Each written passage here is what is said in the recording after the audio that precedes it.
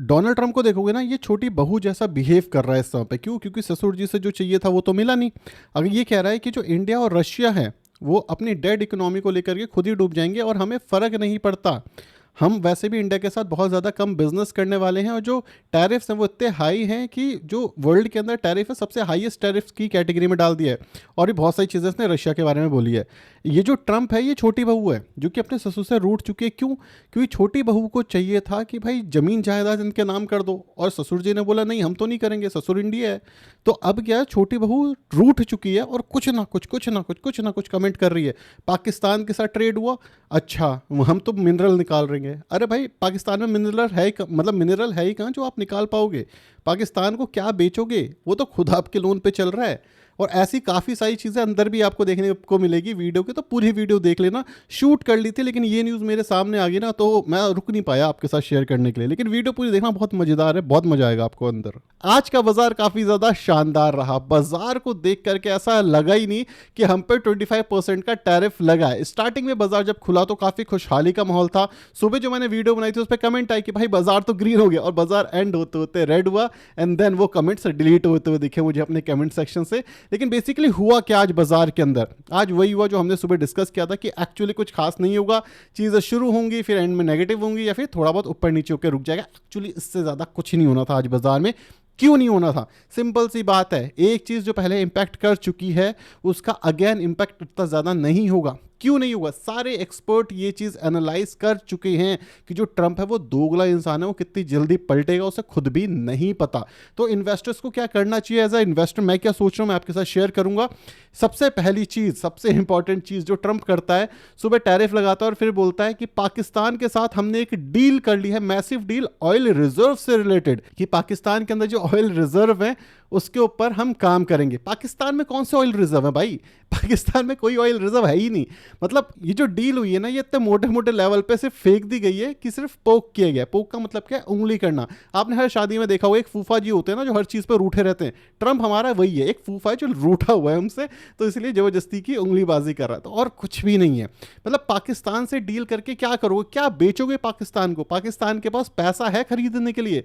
तो सबसे पहली चीज़ तो इसको भूल जाओ। दूसरी चीज़, एक वीक पहले इसने जापान के साथ एक अच्छी ट्रेड डील करी, विच इज सरप्राइजिंग। इंडिया से पहले चाइना के साथ डील होगी, सबके साथ होगी, एंड देन हमें क्या मिलता है? हमें मिलता है टैरिफ। क्यों? क्योंकि जो ट्रंप है वो दिखाना चाहता है कि भाई मैं पावरफुल हूं और मेरे सामने झुकना पड़ेगा। लेकिन हमारी सेंट्रल गवर्नमेंट का क्या कहना है? हमारी दिल्ली की सेंट्रल गवर्नमेंट का कहना है कि हम नहीं झुकने वाले, हम एक फेयर ट्रेड डील चाहते हैं। अगर वो हो गया तो ठीक है, नहीं हुआ तो हम कोई डील नहीं करेंगे। तो बेसिकली यहाँ पे हुआ क्या है, आप ये चीज़ समझो और समझ गए ना, गेम हो जाएगा बढ़िया। इन्वेस्ट करने का भी मौका मिलेगा आपको यहाँ पे। सबसे पहली चीज़, सबसे इंपॉर्टेंट चीज़ ये समझो, ये डील होगी। ये डील आज होगी, कल होगी, एक हफ्ते बाद होगी, एक महीने बाद होगी, इसका किसी को नहीं पता, बट ये डील होगी। क्यों होगी? क्योंकि इससे यूएस भी रिसेशन में चला जाएगा और इंडिया को भी मेजर झटका पड़ेगा। रिसेंटली हमारे रिजल्ट्स आ रहे हैं, इस पे ध्यान दो। केपीआईटी का रिजल्ट आता है उसमें गिरावट, ठीक है। बजाज का रिजल्ट आता है उसमें गिरावट। आज चोला का रिजल्ट आया उसमें भी कुछ खास ग्रोथ नहीं दिखी, वो भी एकदम म्यूटेड सा रिजल्ट था। होम फर्स्ट का रिजल्ट आता है वो भी ठीक ठाक आ रहा है। लेकिन हो क्या रहा है?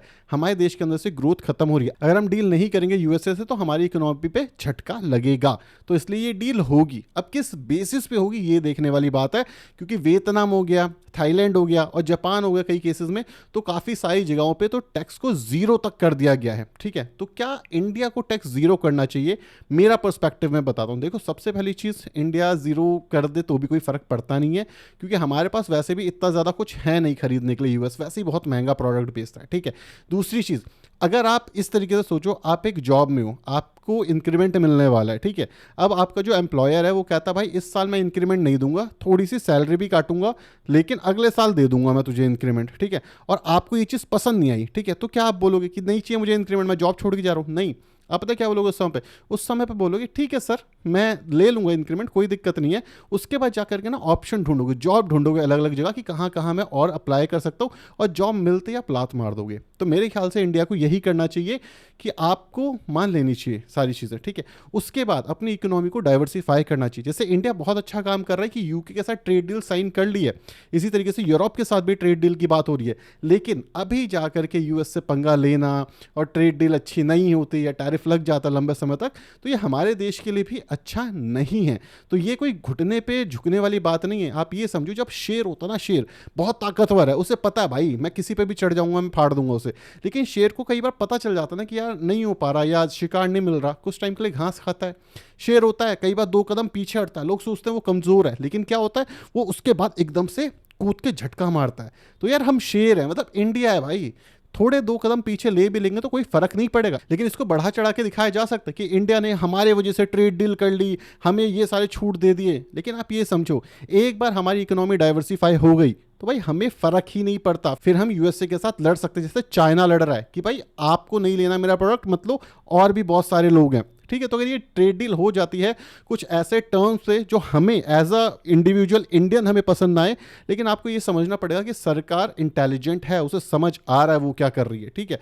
तो मेरे हिसाब से ये चीज़ है। लेकिन अगर ये ट्रेड डील नहीं होती है, अगर हम अपने ईगो में आ जाते हैं कि भाई हम ये ट्रेड डील नहीं करेंगे, झुकेंगे नहीं, देन हमारे लिए खतरा हुआ। मतलब हम ऐसी कंट्री हैं जो सरप्लस में, ट्रेड सरप्लस में बहुत कम कंट्रीज के साथ हैं, जिसमें से US one of the biggest country है जिसके साथ हम ट्रेड सरप्लस में, मतलब हम उससे चीजें खरीदते कम हैं, उससे बेचते ज्यादा हैं। और अभी हम ये चीज कर पा रहे हैं। अगर हमने ये चीज खो दी, हम अपना बेच नहीं पाए सामान यूएसए को, तो भी इस ट्रेड डील का ना होने का कोई फायदा नहीं है, हम फिर भी नुकसान में होंगे, ठीक है। तो इससे अच्छा कि ट्रेड डील हो पाए, हम ज्यादा से ज्यादा सामान बेचे और इंडिया के अंदर हम एकजुट हो जाए कि हम यूएस का सामान खरीदेंगे नहीं, बेचोगे किसी को, ले आओ यार ट्रेड डील फ्री में, ठीक है। आई होप आपको समझ आ गया होगा कि कुछ नहीं हो रहा, सिर्फ मजाक चल रहा है, कोई भी आके कुछ भी कह रहा है, तो कुछ टाइम वेट एंड वॉच करना चाहिए, मेरे हिसाब से कोई फर्क नहीं पड़ता। अब बात करते हैं कि क्या अपॉर्चुनिटी बनेगी बाजार में। बिल्कुल बनेगी, बिल्कुल बनेगी। और इसी वजह से अगर आपको याद होगा फ्राइडे सैटरडे को ये वीडियो थी, उस समय पे चाहे आपका होम फर्स्ट था, ब्लू स्टार था, या कोई भी कंपनी थी जो हमने इस चैनल पे बात करी है, वहां पे हम बार बार कह रहे थे यार प्रॉफिट बुक कर लो, प्रॉफिट बुक का फायदा है। वीडियो देख लेना, आपको मिल जाएगा सेकंड हाफ के अंदर। अब दिक्कत क्या है ना, ज्यादातर लोग वीडियो पूरी देखते नहीं है। अब वीडियो पूरी देखोगे नहीं तो आपको कॉन्सेप्ट समझ नहीं आएंगे। और उसके बाद से आज देखो होम फर्स्ट 17% के आसपास डाउन है, और केपीआईटी तो चलो काफी टाइम से वैसे भी डाउन चल रहा था, ब्लू स्टार भी थोड़ा बहुत गिरा है, सीडीएसएल भी थोड़ा बहुत गिरा है। मैंने क्यों बोला था वहां पे प्रॉफिट बुक करने के लिए, मार्केट ऑल टाइम हाई पे थी, एक नेगेटिव सेंटीमेंट की दिक्कत थी और बाजार गिर जाता, ठीक है। ये चीज है। क्या कोई प्रिडिक्शन कर दी थी मैंने कि भाई बाजार गिरेगा? नहीं, ऐसे प्रिडिक्शन करी होती ना तो चोलामंडलम भी बेच चुका होता मैं, ठीक है। अगर अपने बेस्ट चीज बता रहा हूं जो मैंने करी है, तो वही चीज बता रहा हूं कि भाई मैंने भी पैसा खोया है चोलामंडलम में, आज भी होल्ड करता हूं मैं उसे। क्यों? क्योंकि मुझे ये चीज पता है ये रिकवर कर जाएगा। ये बजाज फाइनेंस के बाद सबसे बड़ी कंपनी है फाइनेंस की, ठीक है। ये रिकवर नहीं करेगी तो कौन सी कंपनी रिकवर करेगी? थोड़े टाइम की प्रॉब्लम है, चीजें बैक टू स्क्वायर वन हो जाएंगी। लेकिन अब जो कैश बचा है हमारे पास प्रॉफिट बुक करके, अब टाइम मिलेगा हमें दोबारा से री इन्वेस्ट करने का, स्लोली स्टेडली, धीरे धीरे।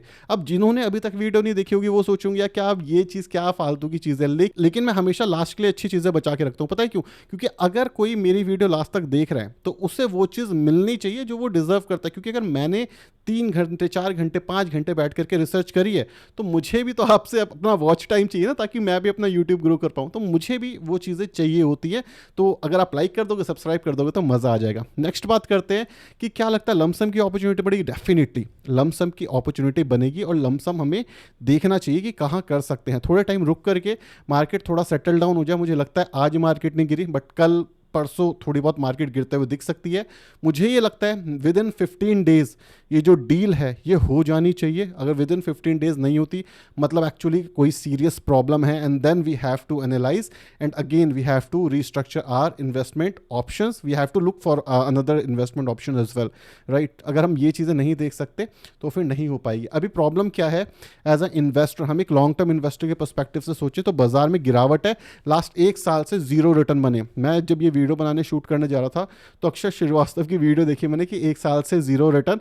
मैंने बोला शायद ये भी आजकल हमारी वीडियो देख रहे हैं, क्योंकि 3 दिन पहले वो वाली वीडियो बनाई थी हमने, तो फाइनली वो भी सेम ही कॉन्सेप्ट पे आ गया, what ever the case is. But ये तो मजाक की बात थी। लेकिन प्रॉब्लम क्या है कि इन्वेस्टर्स का पैसा नहीं बन रहा है, अब उनका जो सब्र का बांध है वो टूटेगा। लेकिन यार ये टाइम मत छोड़ देना, प्लीज़ ये टाइम मत छोड़ देना, क्योंकि अगर आप अब छोड़ दोगे तो यार पैसा नहीं बनेगा। मैंने आपको पहले भी बोला यार 2025 रिस्की ईयर है।